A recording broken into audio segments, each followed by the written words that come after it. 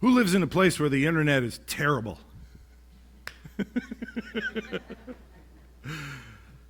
Look at this. Look at this. Oh, I have the power. There was an 80s song like that, right? Look at that. It might work. There we go. So, so today's the last Sunday of the series that we've been doing called What's Up, Doc? And for those of you that haven't been here or are confused by the title, the Gospel of Luke, we've just been kind of poking around and seeing what's in there. And Luke was, for those that may not know, I've been saying this every week, Luke was a physician, hence the title, right? All right, now that all the confusion's out of the way, the reason we wanted to do just a little bit on Luke is actually kind of a cool gospel. You see, Luke has a whole bunch more stories about the miracles of Jesus. There's more recorded miracles in the book of Luke, and also Luke records more of the stories that Jesus told. So it makes for a really kind of a neat book to go through to read all that stuff, because if you're anything like me, I love stories. And when Jesus is telling those stories or they're telling one of the stories of his miracle, it really kind of helps me to see and maybe even feel a little bit what was going on in that day, in that time. There's just tons of stuff we can explore. Now, we did a short series, and as I said, this is the last of this series. But before we get into the message, there's something that we want to do. We're going to take a pause for a moment, is what we're going to do. We're going to bring everything down. We're going to quiet ourselves. Because the truth is a lot has happened over the last couple of years. And I mean a lot. For more than 2 years, we've all sort of gone through something that most of us, even now, are still trying to make sense of. We are still trying to process, and many, many, many people are still really struggling with what's going on inside of them. And to make it even more difficult and the struggle more painful, there have been a number of circumstances where we have lost people who were precious to us. People that have gone on to be with the Lord and have stirred up our hearts. And that's a difficult thing to transition when there's already so much to transition. So what I thought we would do to start things off is we're just going to take a couple of minutes to remember, to recognize some of the people that we lost over the last 2 years.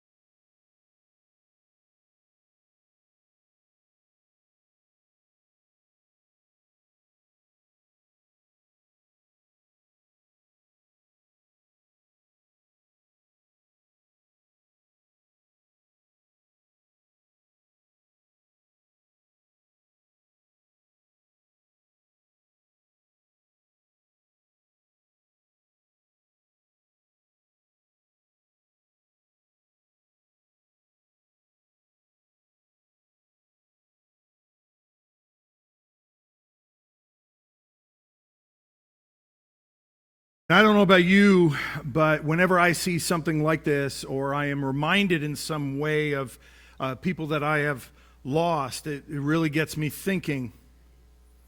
And I usually wind up thinking about my own life and death.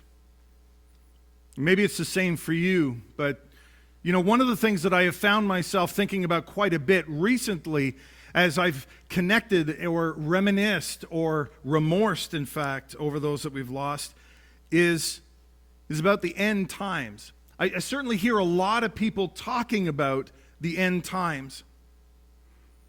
I mean, I've always heard people talking about it, but it has been especially so over the last couple of years during the pandemic season. People keep saying, we're living in the end times. This is the end times. Do you see the signs? And the truth is, they're right.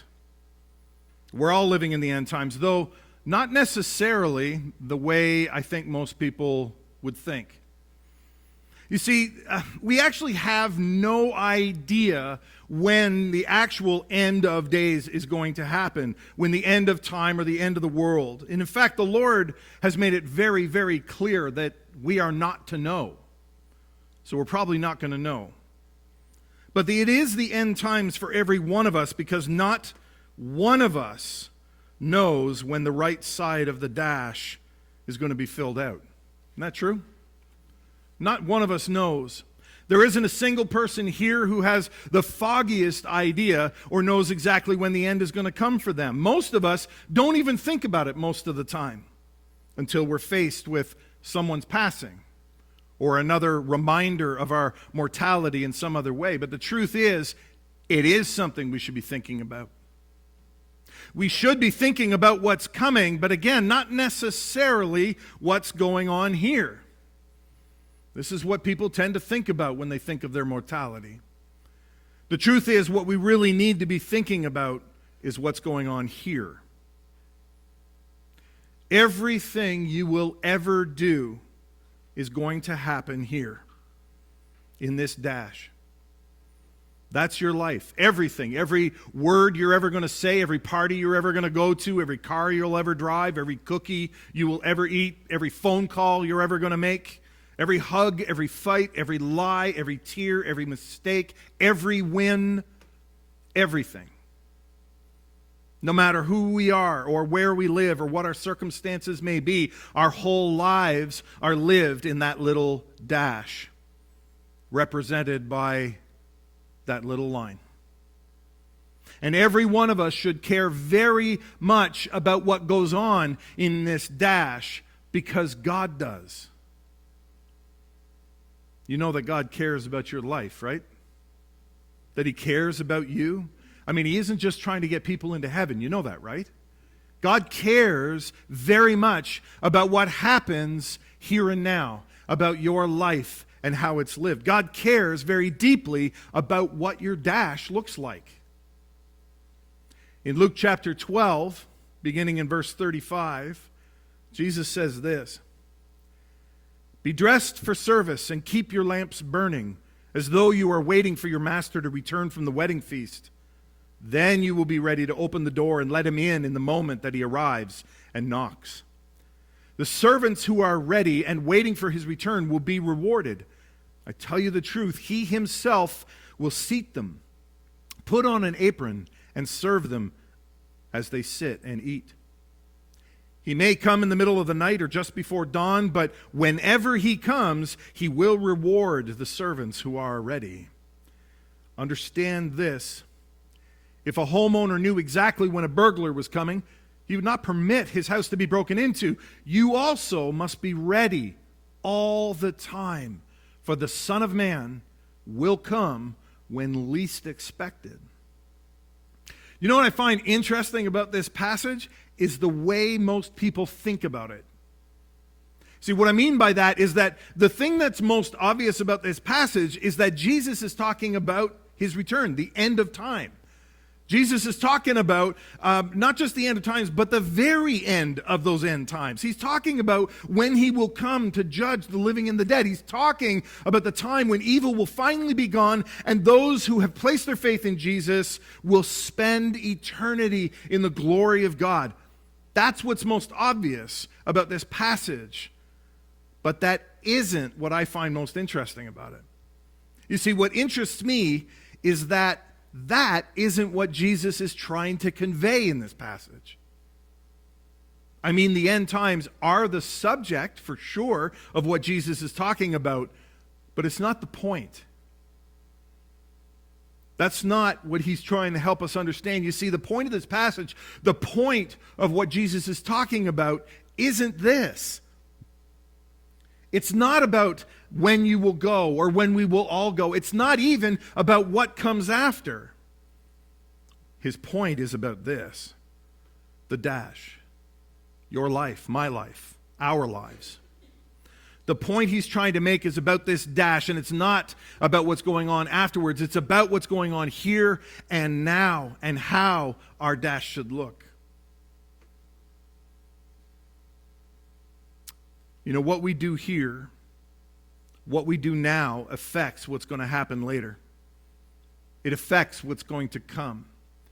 What you do in the dash, what you do in your life, affects what comes after. I don't know if you've heard that before.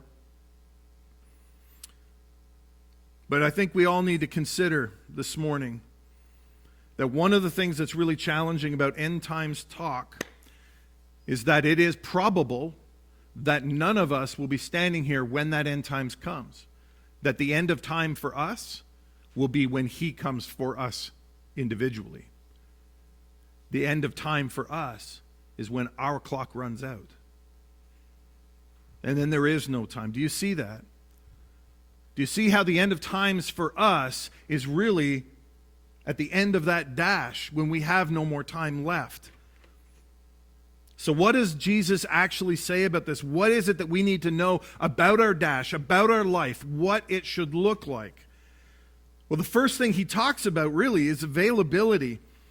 You know, Jesus wants you, wants me, wants all of us to be available to him. That's what he wants this dash to look like, is a time where we spend available to him. He talks about things like being ready. He talks about being dressed for service. He talks about keeping the lamps burning. He's talking about how no matter where we are at in the journey of this life, no matter where we're at in the story of our lives, we are to be available to him. So the question really is, are you? Am I? Are we available to? Do we make ourselves available to him? Do you keep yourself ready? Are you able to be reached? Are you willing to be used? Are you open to whatever he might call you to? Are you dressed for service? Are your lamps still burning? Are you available? I think when it comes to this idea of being available to Jesus and willing to serve him, one of the hardest and perhaps the most challenging lessons for most of us is what I sometimes call selective availability. And what I mean by that, and I'm going to use Jesus' analogy to explain it, what I mean by that is when the master of the house left for this party that Jesus is talking about, he left a list of chores that he wanted done while he was gone. But a whole lot of servants spend an awful lot of time not doing the work that was left for them to do in favor of standing by the door and waiting, listening in case he calls back something specific for them to do. Do you understand what I mean? An awful lot of servants, instead of doing the work he's already left, will stand by that door listening just to hear him calling back for something specifically for them. Now, don't get me wrong. Periodically, the Lord will call the house, and he will ask for you, and he will give you a specific job to do that is just for you.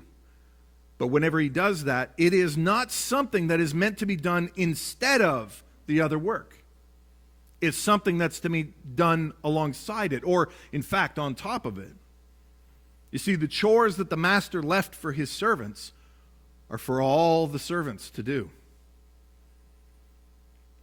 Those who do well with that, they also receive work specific for them.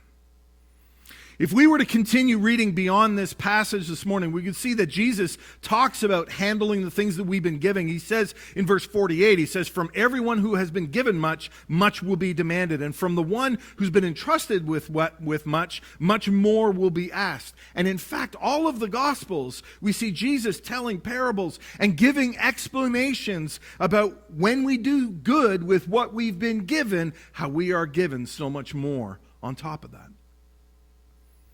I also think that one of the things that people sometimes miss about this and other passages like it is that a servant is not ready when their work is incomplete.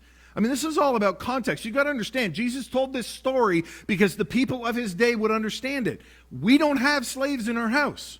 We better not, or you and I need to have a different discussion. We don't have slaves in our house, so sometimes the context might be lost a little bit. So we need to understand a servant in a home could never just be standing by the door waiting for his master to return unless everything else that servant had been given to do was finished. You understand? If they hadn't finished their chores or the work that the master had left for them to do, they couldn't just be standing there waiting, doing nothing. No, the only way a servant could wait by the door for their master, as we see it in this passage, is if they had first completed the tasks they were called to. No servant would wait for their master with a messy house. They would do their chores. They would do the work. They would be ready, as Jesus puts it. They would be dressed for service because that is exactly what they would have been doing while he was out. So, are you available to him? Are you ready? Are you dressed for service? Are the lamps still burning? Are you working on the stuff that he left for you to do? Because, as we talked about earlier, everything we do in the dash, everything we do in this life affects what comes after. And that matters big time because of something else Jesus said in this passage. You see, he said that there's a reward. Come on, no, it's like I say reward and you're all like, yeah, that's good. There's a reward. Did you know that you get rewarded for the things that you do for God in this life? I don't think you know. It's true. You get rewarded. Come on, this is amazing. I mean, think about it. Okay, so think about it like this. So I'm supposed to live this way, right? You can picture yourself talking to God. Like, so I'm supposed to live this way. You're going to help me do it. And in fact, you're going to do a ton of the work for me. And if I do it, if I'm just there with you, you're also going to reward me. Come on. Really? I mean, this is incredible. I don't know if anybody has done, like I love doing ministry work in the streets with people that have no concept of Jesus, whatever, because every time I enter into stuff like that, the Lord finds some incredible way to bless me and gift me in that. And I always walk out of that ministry just shining, glowing, beaming for days afterwards, weeks afterwards, months afterwards sometimes. It's an incredible experience. That's not even what we're talking about. Do you understand how amazing this is? We get rewarded for doing what he expects us to do. The bare minimum. Huh? We get rewarded. It's incredible. You don't seem amazed, and I gotta keep plugging this, right? I wish I had a little bell going, ding, ding, ding, ding, wake up! Presents are coming! Like, this is amazing. It was just a few days ago that someone, it was BJ, someone said to me, they were telling me that I need to preach about heaven. And what's really cool about it is she had no idea what I was going to be talking about today when she said this to me. So this is like epic. I think this is amazing. Anyway, she was telling me how her mom had written the bishop at one point saying we need to hear more about heaven. And so she was telling me we need to hear more about heaven. And you know what? They may be right. I think maybe we need to hear more about heaven. I mean, heaven itself is a reward, isn't it? I mean, it is, right? Like, when we think about heaven, even if you, like, never mind what the Bible says, even if you just think in your own head, what do you think heaven's like? I bet you everything that you come up with is going to sound incredible, right? Because that's what people do. We talk about heaven. It's like, oh, it's just amazing. We all float. We have harps on clouds. We don't. So... But if you listen to people talk about heaven, it's incredible. It's like the best ever. It's going to be so much better than anything we could ever experience here. The truth is, the scriptures don't actually say much about heaven. I don't know if you knew that, but they don't actually give us a ton of information. I mean, they say a few things. I mean, they talk about heaven like they use the word paradise. So there's that, right? So heaven's a paradise.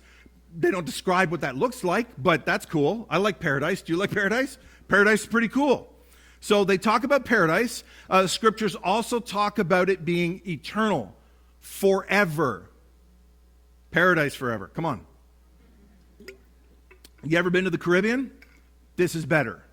I'm just saying, okay? The book of Revelation talks about there being no more tears, no more sorrow, no more pain. Come on. Amen to that. Right? Take my knees, please. It also, the scriptures also talk about there being, if you look in the book of Revelation, Revelation also talks about how there's going to be a new heaven, like heaven 2.0.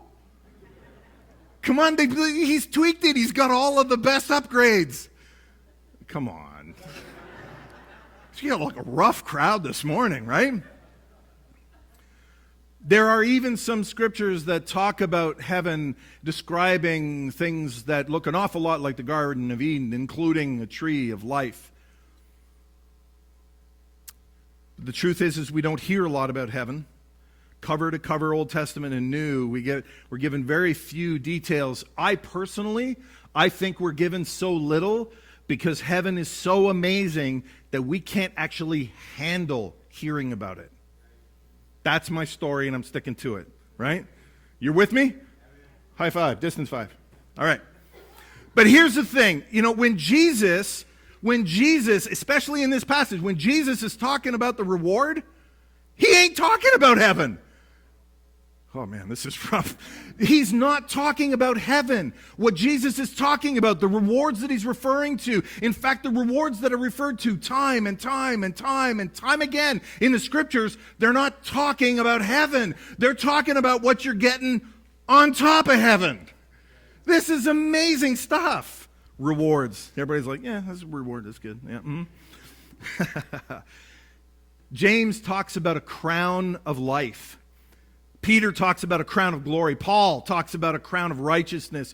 But we also read about things like entering into the joy of the master. Whatever that is. These using words that we would understand for concepts we can't possibly understand. Entering into the joy of the master. But even more than that, there's several references to our being rewarded according to what we've done here.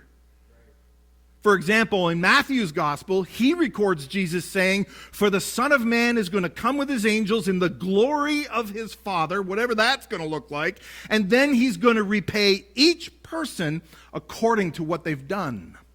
In 1 Corinthians, Paul says that each will receive his wages according to his labor. In 2 Corinthians, he says, "For we must all appear before the judgment seat of Christ so that each one may receive what is due for what he has done in the body, whether good or evil." And just as a sidebar here, notice that this one is about what is done in the body. So it's not just about how much outreach you do, right? It's all of it. Now, I can go on, but the point here is that we receive a reward for doing the work of God's kingdom, work that he expects us to do, word that he calls us to do. He gives us the instructions, the power, everything that we need to do it. Like he does all the heavy lifting and just says, go and do this thing. Be there with me in that. And when you do, you're going to be blessed in that work. But wait, there's more.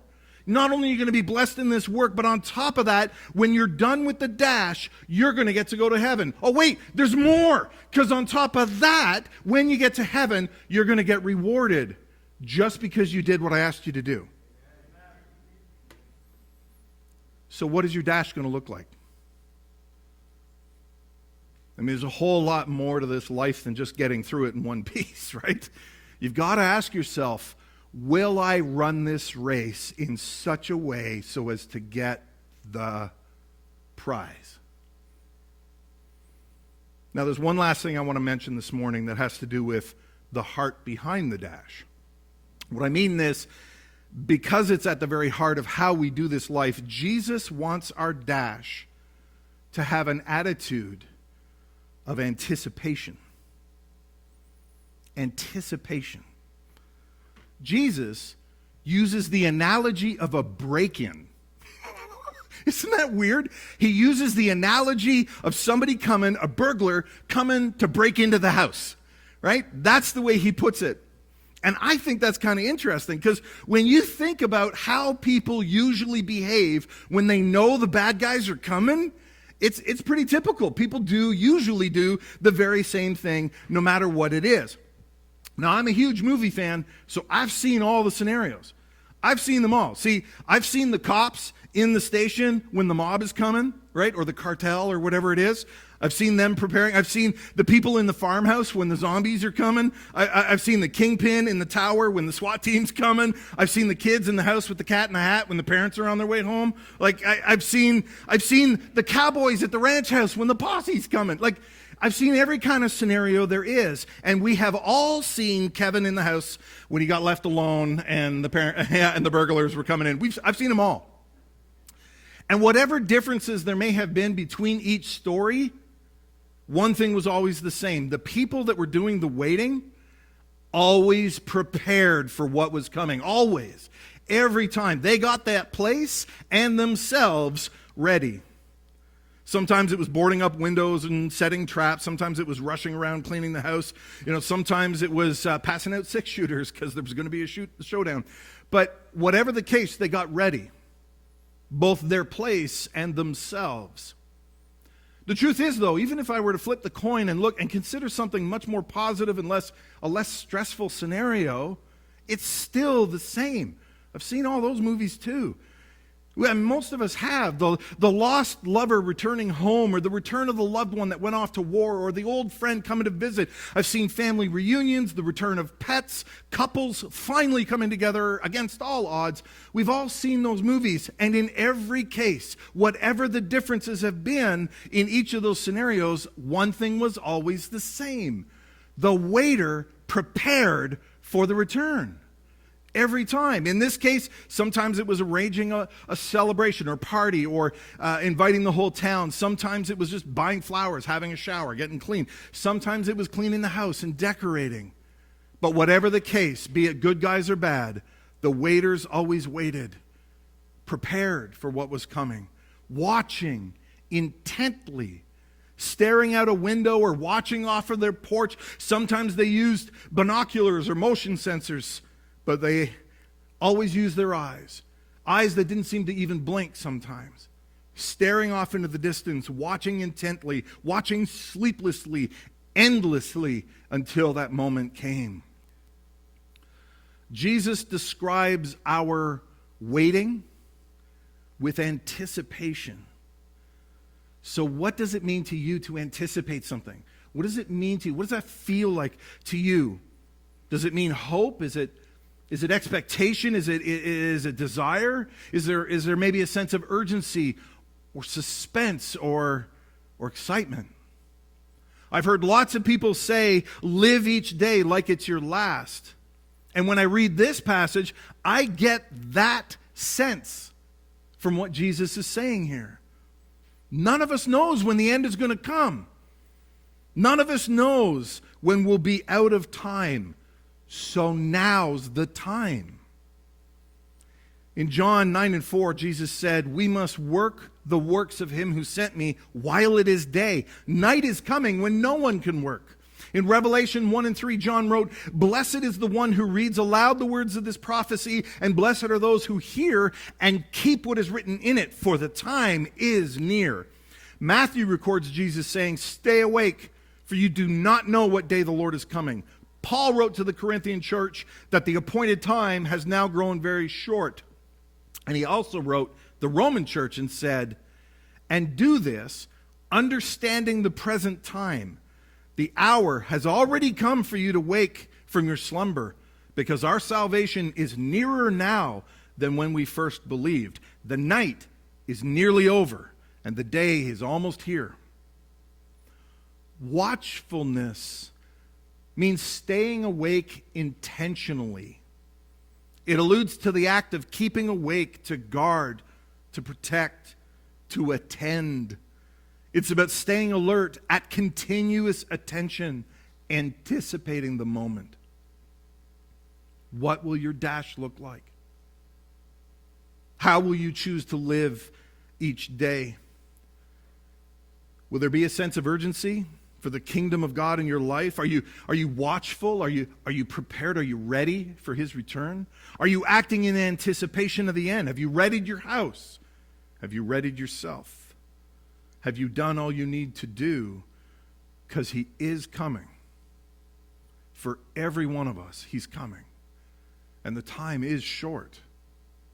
No one knows when the dash will end. Be dressed for service and keep your lamps burning as though you were waiting for your master to return from the wedding feast.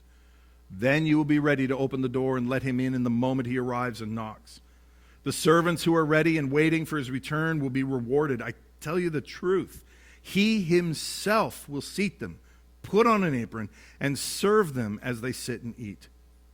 He may come in the middle of the night or just before dawn, but when he comes, he will reward the servants who are ready. Understand this. If a homeowner knew exactly when a burglar was coming, he would not permit his house to be broken into. You also must be ready all the time, for the Son of Man will come when least expected. I'm going to invite the worship team to come.